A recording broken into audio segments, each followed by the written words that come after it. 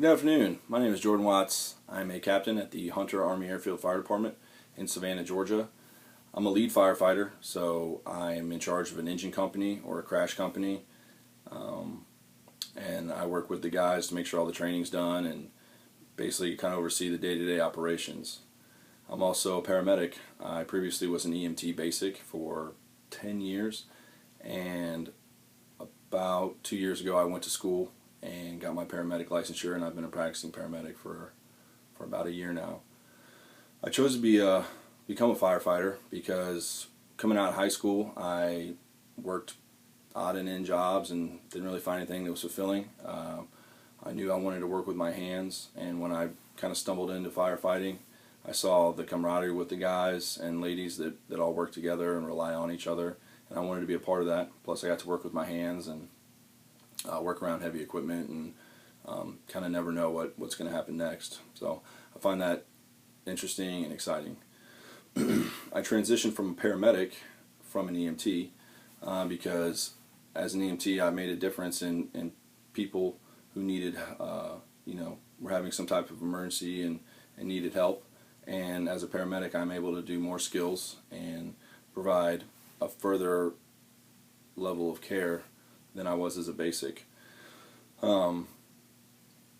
Plus I love the crazy hours. I love running calls all night, and like I said before, the camaraderie of the people that I work with, knowing that I rely on them to have my back, and in turn I do the same. EMS and fire, we're referred to as first responders. And what I do as a first responder is I train, constantly remaining in a ready state to help anybody in need. On the fire side, we do drills. We call them company operations, pulling out our fire hose, getting water to our fire trucks, practicing forcible entry and any type of rescue that we may come across in any of our day-to-day operations.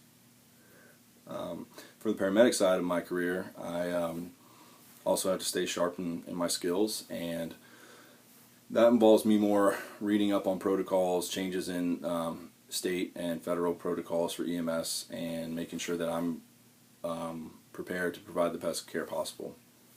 Reading articles, books, and keeping up on my drug calculations and procedures.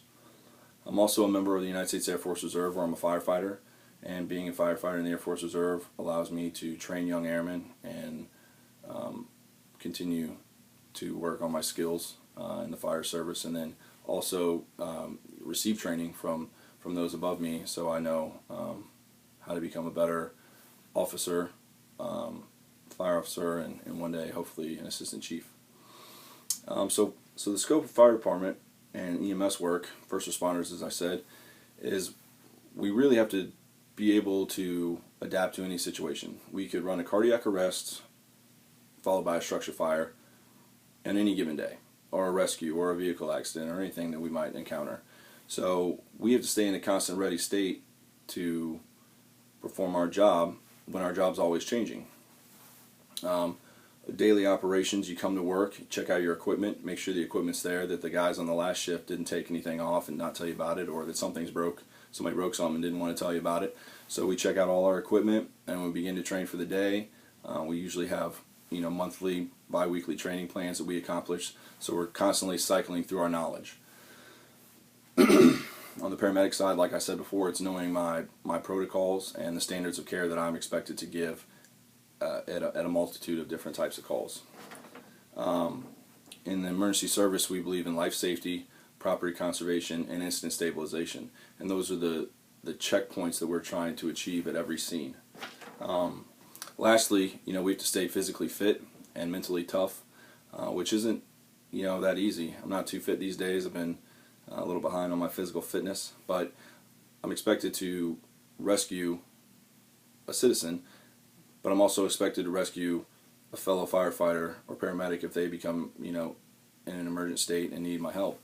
So you got to stay physically fit for those reasons, and mentally tough, like I said before, working crazy hours, all kinds of different calls, maybe see something that upsets you a little bit. So it's important to stay on top of those things. In closing, searching for a career out of high school, I found a great one, and it's firefighting and emergency medicine. and it suits my needs for public service, and it gives me a rush that I've never found in any other job that I've ever had.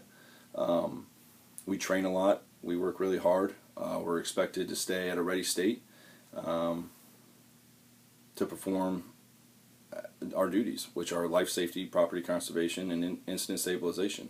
We have to stay physically and mentally fit, and we always have to keep a good attitude, striving for superior public service. Thank you very much, and have a great day.